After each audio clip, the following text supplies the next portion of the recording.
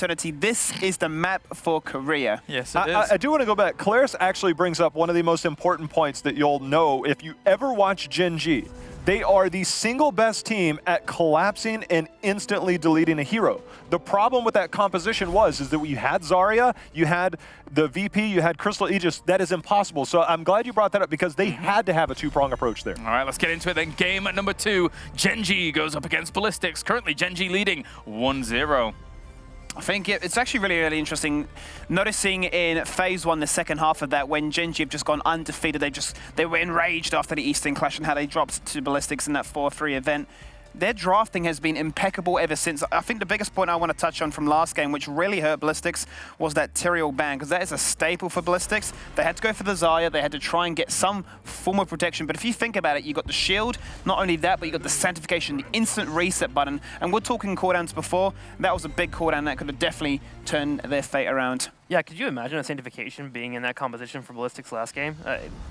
Different game altogether. Yeah, the double prong attack that was mentioned by Jay would have been impossible, which was already hard. That was one thing that we also missed in that last fight, because there's so much stuff going on, is that the explosion zone was used to make sure that that pronged attack never happened, and that Archon never came in and got that splash damage. Riddle me this, okay? I'm going to bring a little... Oh, I was going to say Hanzo is going to be here. I was going to say if Task Tracer gets let through, I know this is going to sound crazy to bring to a Korea versus Korea game, but one thing that Hanzo does probably better than anybody is race, and it's something that I've seen in North America. I know North America, but double support Hanzo or double support double warrior frontline and protect the Hanzo composition seems to be really strong. Obviously, we've seen the nerf towards that scatter arrow at level 4, but it's still very impactful. And if you can keep that one hero alive, if a tracer or something is picked up, then you can have that layer of protection plus sustain.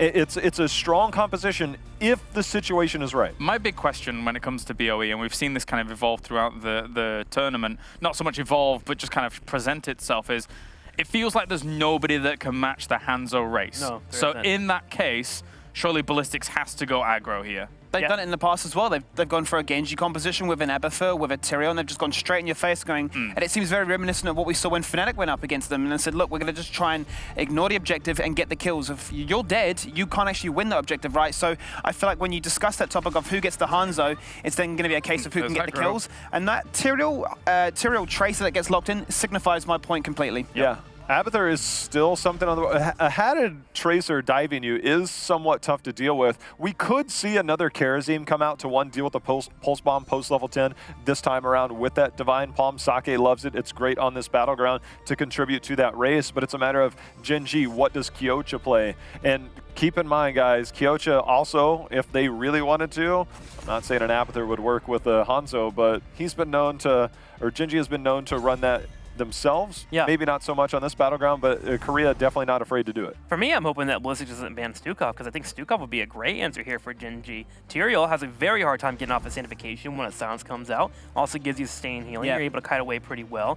You'll need Stukov to be a bit safer than a normal support would be, but still very useful here. Don't remind me the amount of times I'm a Tyrael and all of a sudden I don't realize in the chaos of a team fight that I'm silenced under Stukov. Oh. I can't do anything. No shields, no escape, no sanctification. And Hooligan did it yesterday, right? As the Muradin, he had Margi playing the Stukov, he'd jump in, the Lurking Arm is there, and they will just execute and they will just blow somebody up. I wouldn't be unopposed to it. I feel like I'm once again in the same position as last draft, where I wouldn't mind either the Blaze or the Stukov, but they're going to go and target Kyocha with that Sonya, which once again is prioritizing that ability to try and race down that Immortal.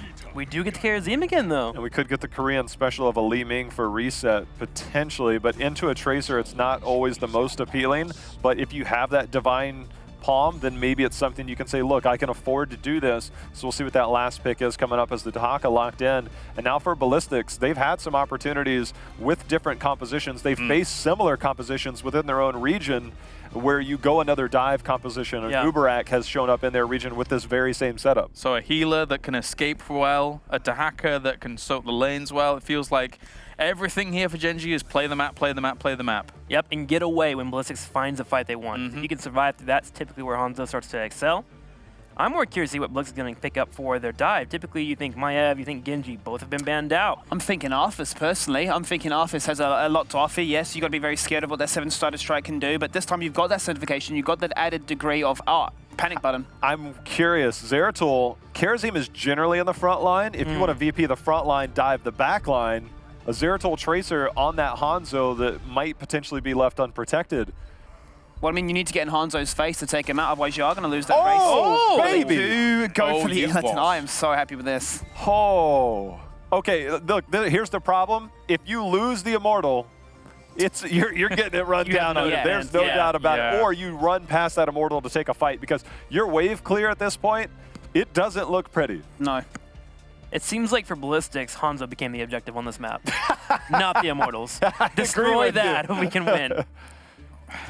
Wow, Ariel will be the final pickup, so we're running double support with a Hanzo.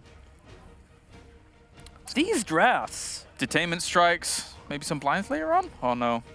I think so. I mean, it comes at 13, obviously. I think that's something that you could definitely go into. There are some options. But, I mean, now I think looking at this, I mentioned double support was a thing to protect the Hanzo. Kirazim is one of those supports that makes it look a little bit more appealing. Go Iron Fist, make sure you can get that. But Ariel, I didn't quite expect the Ariel. I like how in my mind, a different support was coming to mind in that last pick. Yeah.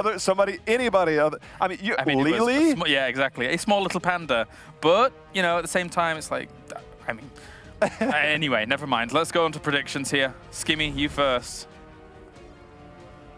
I mean, I know Gen.G's track record is just so fantastic, but I still have to stick to my guns with Ballistix. They show up at LAN, they get aggressive, they get angry, and they will definitely showcase what they can do. I just want to see an upset happen here. They've gone for the Illidan, they're going to put all their eggs into the basket. It is very risky once again, but you know, these mechanically gifted players can pull it off. It's whether or not they can get the trades desirable this time, rather than always falling behind. So Ballistix for me. My brain is believing in Gen.G and what they can pull off, but my heart says go with Illidank, and I'm going to go with the Illidank. I feel like if you get behind for even a fraction of a second, if you're on the side of Ballistix, you're in trouble. So I'm going to go with Gen.G. I think the Hanzo on this battleground sitting in league play at near an 80% win rate on this battleground for a reason. Yeah. I'm going with Hanzo. This one was harder for me than some of the others, but I'm still sticking with Gen.G because of my former prediction. Till a draft brings itself forwards or they lose a map, that's what's going to happen. So let's check in with Twitch chat as well. And they believe 55-45. Roughly so after game one, right? That game was pretty back and forth, so. Yeah, it was good. As you said, bloodbath. There you go. Let's check in with our commentators as well. Guys, what do you make of these drafts? Well, Gen.G keeps with the Hero League wisdom on Battlefield of Eternity. Go Hanzo or go home, so... Yeah, that's the way. They didn't bring the Li Ming in. They got the extra support for safety here with the Kirazim coming through. And the Ariel, obviously, for extra protection, but I don't know. This isn't exactly how this normally goes, but it feels like things have kind of turned on their heads a little bit. All right, bring us game 2, guys. With pleasure. First game was already a breeze, and we're, of course, now looking at the second one, and we have, of course, the Korean specialty with Battlefield of Eternity. It's going to be a good one. It's 2 Korean teams on it as well. It's the poke on the side of Gen.G with the Hanzo versus dive from Ballistix. So that's what I meant by things are turned on their heads. For Gen.G, we'll have Rich on his Hanzo, Tist on Muradin, Sake on the Kirazim, Reset on Dahaka, and Kyocha on Ariel. So position swap here with Reset going to the off lane. And over to the right side of the map, Magi for Ballistix on Malfuria, and we have Hooligan on Tyrael, SC on Tracer, SDE on Abathur, and feel the hate of 10,000 Hero League games, Jongha on Illidan. That's how I feel every time.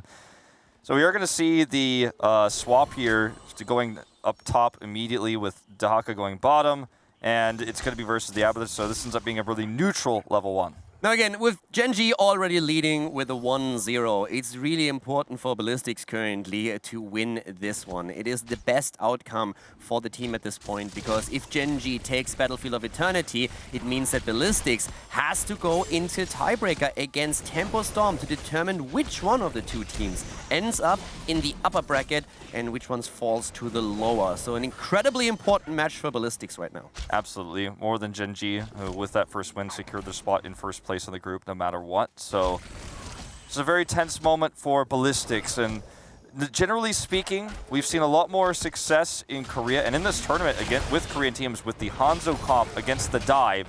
But this is Korea versus Korea. It's not Korea versus China. Here comes the dive. Speaking of which, on to Tist here. He gets the heals from Ariel. Tainment Strike trying to help him out, but it's not going to be enough. And that's first blood to Ballistix. Luckily for Gen.G, this is not during the objective. This is not right before the objective. Could have been much worse. Yeah, already Abathur here, a bit annoying with the toxic nests everywhere.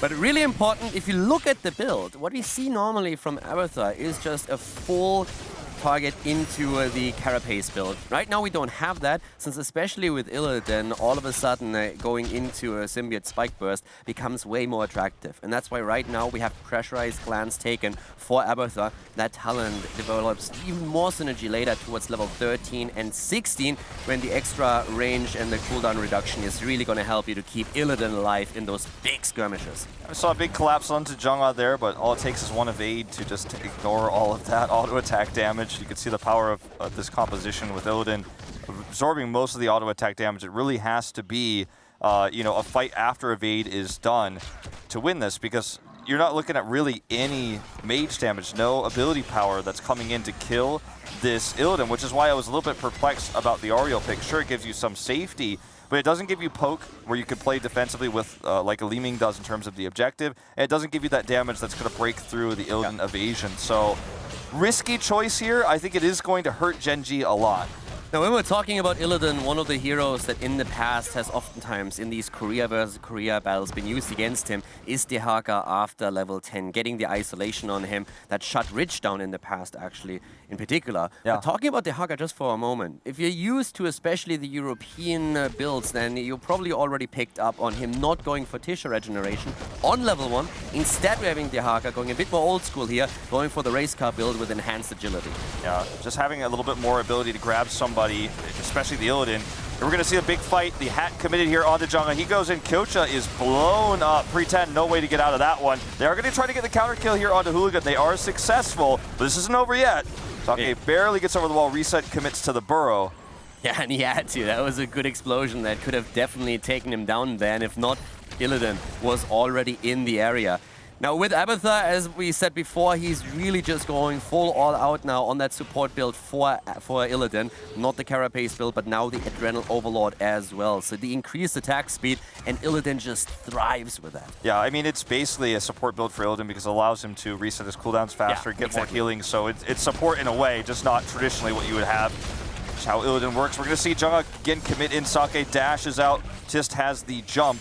It's going to be a tough road here in terms of positioning now for Gen.G because they can't get easily to their Immortal. Now they're trapped in the bottom lane. They have to pass through Ballistix, so they have to take a more defensive fight here, which is not what their comp is designed to do. Very difficult to come up now. They kind of poke in, halftime happens, and this is their opportunity to look for something defensively here. Nice detainment strike against Jung-Ah. The fight's still going on here. Sake needs to be a bit cautious as Jung-Ah starts to go in again. The Symbiote head, of course, up on him, and we're seeing him body blocked here as well. Illidan jumping in again, and there it is, the kill against Karazim. But Tracer falls as an answer, and also Malfurion die now as Gen.G all of a sudden turns the tides of the battle. Really good focus fire, knowing when to prioritize the target onto Tracer when her shields are expired from Tyrael.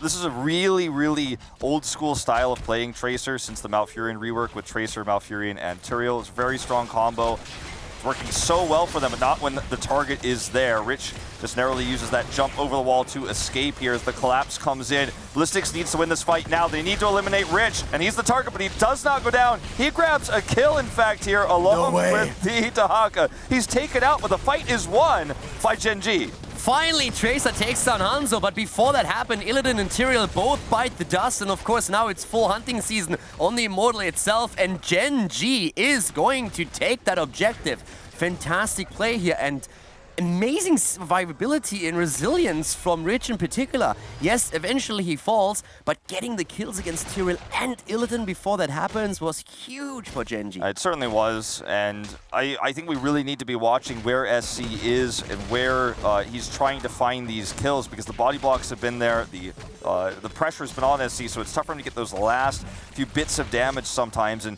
Gen.G, it feels like it's been years since they've lost an objective on this map. They always build for the objective, and they win it, feels like, every single time. This is pushing through. They've got a great comp to poke with Hanzo here. Ballistix is looking for an opportunity to threaten him with a dive, but there's the detainment strike here. So much damage committed to Jung-Ah. He's going to be fine. It does allow them to get the full wall. Jung-Ah with a reflexive block on level 7, and earlier on he already committed to Battered Assault, going for the full Brawl build here, and definitely respecting the auto attacks that we have coming in from Gen.G, also from that Karazim, of course. That on-point damage that he can bring to the table can be a nuisance. The fight already starting up as once again we are having them going in, and Gen.G is willing to reply in kind, but Ballistix moves back. You could tell how concerned Gen.G was. They even committed the Dahaka rotation up when he didn't necessarily need to be there since Ballistix was forced to rotate away. He is going to hide his vision right now, so Abathur doesn't know, is he going down, is he coming up? Because they don't see him, they assume he's going back to lane. That's not true. He is actually, in fact, hiding in the brush now, coming out. They see him. I don't think they can contest for this camp anymore. He was right in that line of sight blocker in the middle. But this has also been a problem for Ballistix, the fact that Abathur's down there. It's a losing matchup against Dahaka when you're down there alone, so they got a lot of extra soak while they pushed that Immortal in 2 lanes, and a lot of damage done to that bottom wall. I mean, the big problem, especially for Malfurion, exists when you don't have vision on Dahaka. With that build, he can just sneak in from behind. Talking about sneaking, the kill against Hanzo snuck in by Ballistix, as we have Tracer commit heavily. Kyoja also falling, the double kill. Ballistix gaining the momentum here just before Gen.G can get that level 10. They were looking for that big lead through the heroic abilities, but Ballistix, they get the fight they needed, they get it at the perfect time, and they get the double kill to now gain momentum and take down some structures. Yeah, and they can grab these structures, so they're never going to be down against 10 without it. It's going to be even for 10 for this objective in 20 seconds. They grab the wall, they can easily disengage this, so nice play there. That's the kind of things that this comp is designed to do, is to get in there, threaten the Hanzo, and blow him up. So difficult to execute, and so rare to actually see a comp like this work in Korea, but in an actual international event, they're making this work. Big survivability coming in for Gen.G now on level 10. Having the Palm, the Aegis, and Murden so far not committing to the Avatar. I would say we still can expect it here, but he's still holding the level 10, so the Haymaker option is available. Sanctification has now been chosen. Illidan committed to Metamorphosis. I mean, Tist is never really going to be the main target in most of these fights, right? So I like Haymaker because you could shove away those threats. You can make Haymaker a support ability in this case because all you have to do is keep Rich alive. So Haymaker certainly can't be one way to make this happen. Mog is the target here. He's stunned. A lot of time taken, though, to collapse. It's too late. Silence comes through. It's a double. Sank committed, but the Aegis is going to counter. Aegis is there, but in the palm as the Monk still survives, but at the same time, Malfurion is finally falling.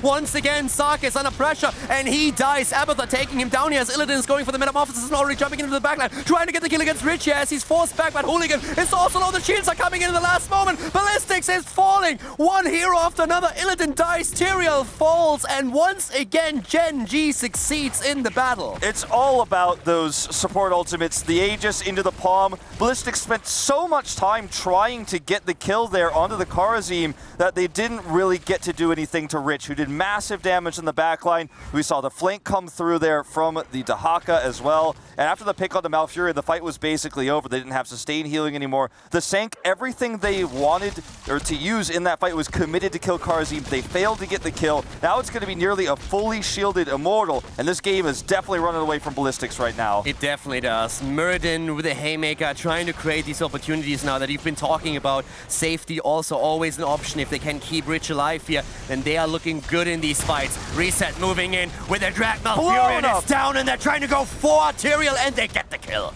It's a kill here, and that's going to be 20,000, nearly shields on this Immortal. And it's going to go ahead and head right down to that lane and start pushing towards that top fort, which will head then to the keep. Ballistix has almost no range damage to defend this. These Immortals that start to scale more and more into the late game are going to be very difficult to deal with without a heavy rotation. Notice how Gen.G is standing right now, very far back. They know there's a chance of rotation coming through the middle of the map right now. Only survivable heroes here at the front with the Immortal. Rich is coming in later and slower. Sonic Arrow scouts out. He's safe. You could have seen that to the bottom left of your screen right there. Now they know they can move in. Already SDE here with the copy.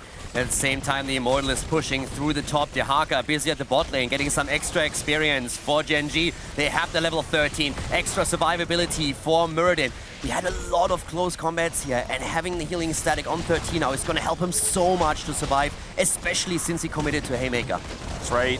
Makes it a lot easier. Keep wall already pretty much in tatters here. Reset commits in. Burrow coming through. Oh, it's a triple arrow! This could be disastrous. The Sank there to save, but it's not going to save Magi. He's out, knocked away by the Haymaker, and this looks like it might be a wipe. Metamorphosis just for the escape. That's a dead keep, Kaldor. Perfect Haymaker play here by Muradin. That was well done, and the keep is falling. Ballistix falling farther and farther behind in this game. They don't even have level 13, as we see Gen.G moving towards 15, rotating on the map, aiming for the fort at the bot lane. SDE, he knows it's coming, and immediately commits to a Hearthstone back to the next. Yeah, at least he gets one more Locust out before he's out of there. It's not going to do him much good, though. He knew the rotation was coming. He knew he couldn't stay. He's going to go top to try to balance that out, very likely. As the rotation comes down, they're going to look to invade this camp. But look at the positioning of Tist and Reset. This could be disastrous. They're trying to go for the Stormbolt, but Zhongha dodges it. 13 finally there for Ballistix. Super important talent for them. First of all,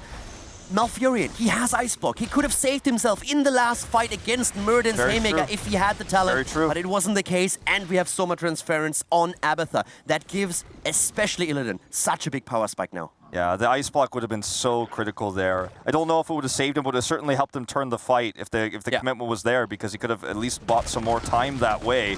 And you know, he dies or not, might have been a totally different fight, but he didn't have it. They had that timing window. 16's around the corner here now, and Ballistix about to be down a talent tier again. They have to win this fight. If they don't win this fight, the game is over. This needs to be the moment where they're able to get in there and kill Hanzo. They need to make sure their target priority is good and that they use the heroics offensively, because a lot of the time we're seeing them use it defensively because Gen.G is having these positional advantages. I absolutely love what you just pointed out. They need to win the fight because Gen.G is hitting level 16. They have the global as well, and they already opened up the map. The Haka has so much potential here now to push out lanes and then still join these fights. And you can see how Gen.G is just now trying to get even a bit more experience. Look how safe the Haka plays on the lane. He moved all the way back since he knew Ballistix will look for the kill. They will try to force a fight before level 16, but Gen.G doesn't give them that opportunity. Yeah. Tist is walking around here, see if he can clear any mines, and also just trying to have a vision advantage right now. Here comes Hooligan. This is the fight. This is the one fight Ballistix has to take no matter what. Top camps are pushing. Reset's headed down. Okay, SD taking a ton of damage, has to back off already. Look at what Rich is doing damage-wise already, and oh, SD's clone, totally worthless here now. They're trying to burn it down. The double camp at the top. Someone has to deal with it, though. And that's going to be the Haka. He's already on the way. And now Ballistix is going to try and force that fight. They are still a talent down, but they have to, at some point, finally take that battle. And they're trying to do the exact thing as we speak. Here comes Aegis to save Rich. Okay, they use the Sank to avoid that damage here. The Palm, will it go off? It does not. Rich gets the cleanse. He survives here from the healing touch, and now he's going in back for all that damage. We do see Tist body block Zhongha. He's going to use Metamorphosis, but he's stunned right after. Perfect stun there coming out from Tist. Here's the chase onto Hooligan. That's the wipe. That's the fight they needed to win, and they lose it completely. Gen.G with a godlike place here, keeping Rich alive, even though the palm was a bit too early. Fantastic play here from the green team in blue as they save the top, they save Rich, they take down 4 heroes on the opponent's side, and now the world is their oyster. They're moving in with a 2-level lead, the talent advantage, the push at the bot lane already through the Haka as the Immortal falls once again. This is Gen.G's game to lose. As long as they don't make positional mistakes with Rich on this push, all they have to do is walk down the red carpet that is the bot lane to take this series 2-0. Ballistix does not have poke, and they have to take a scrappy fight, and everything that they could do is predictable because Gen.G knows their exact win condition, Ballistix, or rather defense condition I should say, is to flank and take a fight. So as a result, they're already checking. Tist is looking to the top. There's no way they could sneak this. They have the ability to flank themselves because they have Dahaka. And Ballistix just has to hope for a miracle engage here, and it's not going to be easy. He's looking for the tongue. He doesn't find it right now. Zhongha waiting in the bush. The 16 isn't there yet. Gen.G, they demand the attention. They go in, and at that moment, Ballistix finally starts to flip the switch, but the pulse bomb doesn't go off. At the same time, the kill against Illidan. Kneel peasants as Gen.G goes in and shows Ballistix who's boss. It's the triple stun from the arrow as well. Tyrael gonna blow up here, but it's not the damage they're looking for. SC helpless right now. Nothing you can do. Stun comes in here. They target the immobile target, the Malfurion. Ice block only saves him for a second. It's a quad silence, but what can SC hope to do all alone in this fight? It's just simply not gonna happen. An unusual choice to clone the Tyrael doesn't help them out here, doesn't save them, and that's gonna be the series going to Gen.G 2-0. The slug goes down and Tracer dies. The team wipe completed as Gen.G is claiming victory. They go in and take the game. They show what they're made of. Bow to your gods, Ballistix, as Gen.G just dominates the game on Battlefield of Eternity and closes the series out with a 2-0, forcing Ballistix to play the tiebreaker against Tempo Storm. And this was the first real test, you could argue, for Gen.G, with Ballistix returning to form at the end of this group.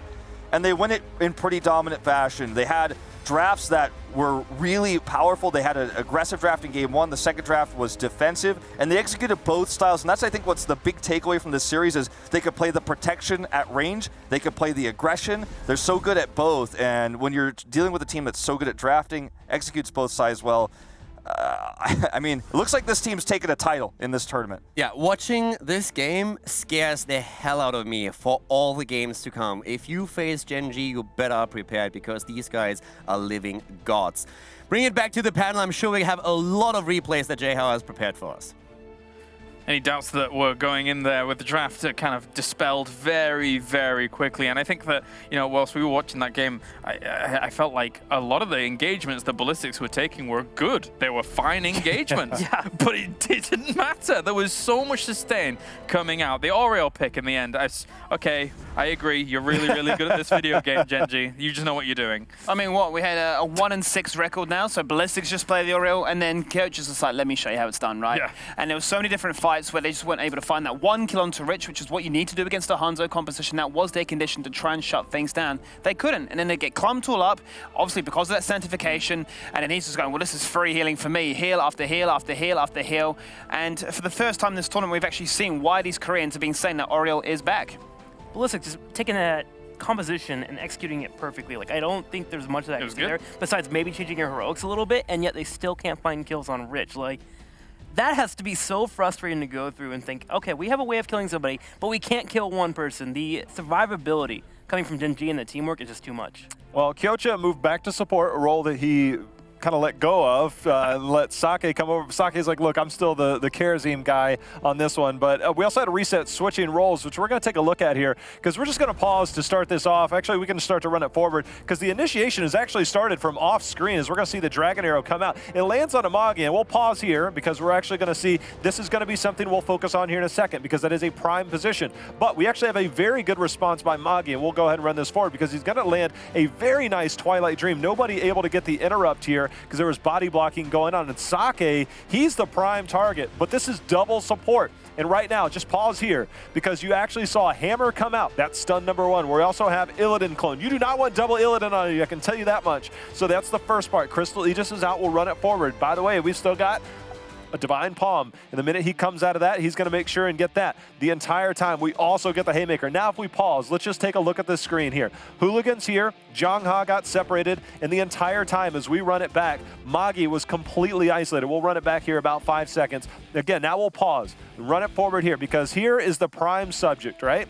Reset the entire time. He's going to miss the isolation. That's no big deal. He's trying to time that. He does get the kill. And as we continue to run it forward, it's all about reset starting to come in this bottom area. As we pause right here, reset.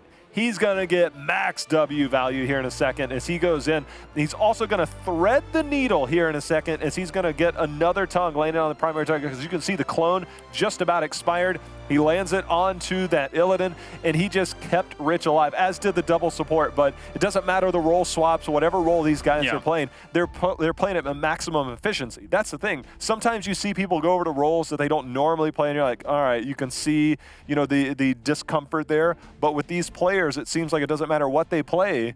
It's just, it always looks good. And that's the scary thing, though, right? Like, they can just flex their roles, they can just play anything that they want, they can play heroes in this tournament that haven't shown such a strong performance, and they're just like, look, this is how you do it. And I feel like I had a lot of faith in what Ballistix were trying to run, because they have to be the only team here in this group that really have, in the past, done anything, but it wasn't to be the case. Well, guys, I'm particularly excited for this interview here with Heku, because I think she has a special guest. Who have you got for us, Heku? I do have a special guest. As you noticed, I had some problems interviewing the players from Gen.G, but hopefully now I'll get some information from their coach. Nobles, congratulations with how your team is performing. Do you think that Ballistix are underperforming right now? And if yes, what do you think happened to them? 일단 코치님, 그 팀이 성적이 굉장히 좋아서 축하드리고요. 일단 그 발리스틱스가 그 생각 외로 좀 기량이 안 나오고 있는데 좀 어떻게 된 걸까요? 아무래도 발리스틱스한테 오늘이 중요한 경기고 저희한테는 약간 부담이 없어서 저희는 좀 편하게 한 것 같고 발리스틱스가 여전히 저희한테 강력한 상대는 맞는 것 같아요. He thinks that today, for them, the match wasn't quite as important, whereas for Ballistix, it was a very important match. So maybe they were more pressured, but it doesn't change the fact that Ballistix are a very dangerous opponent. And that's the reason why they went for Illidan. Were you prepared for that? 혹시 1, 2단 픽이 좀 의외였나요? 잘 준비되었나요?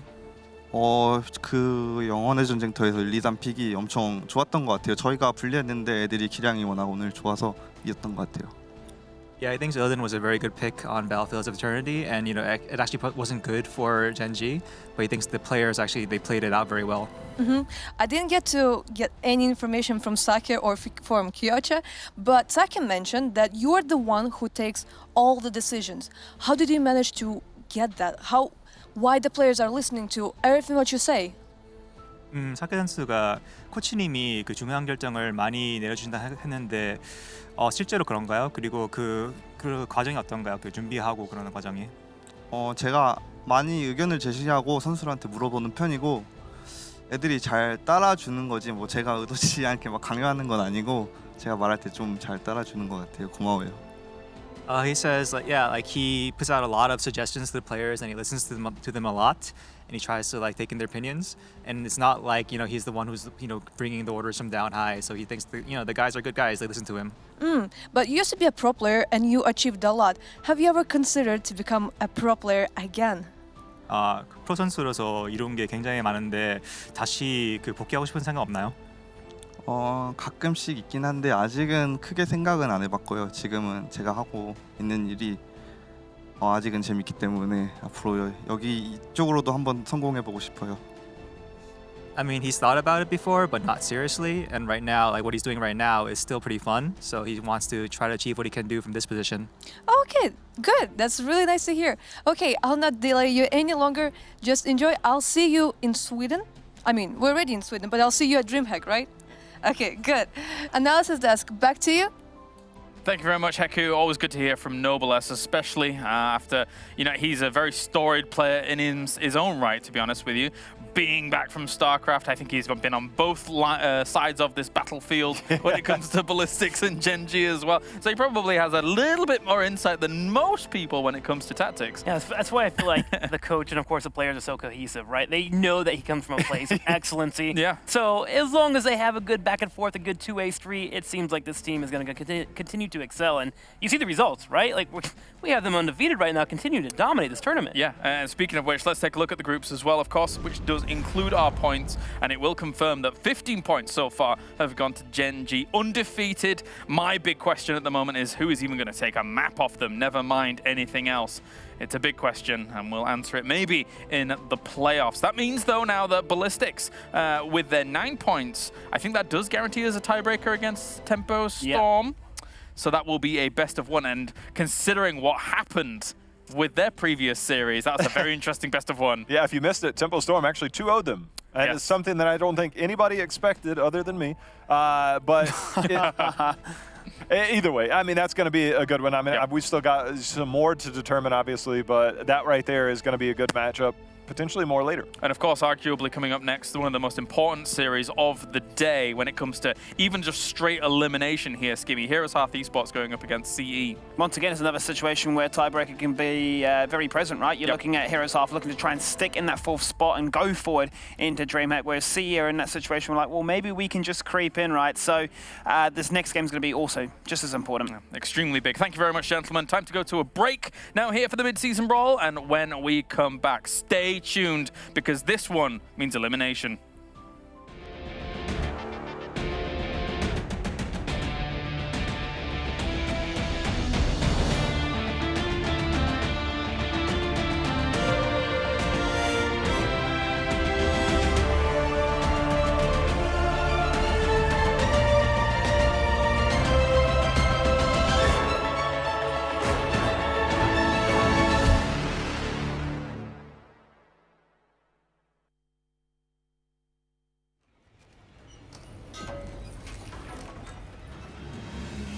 Deckard Cain is a kindly scholar who devoted his life to protecting the world of Sanctuary from demonic threats.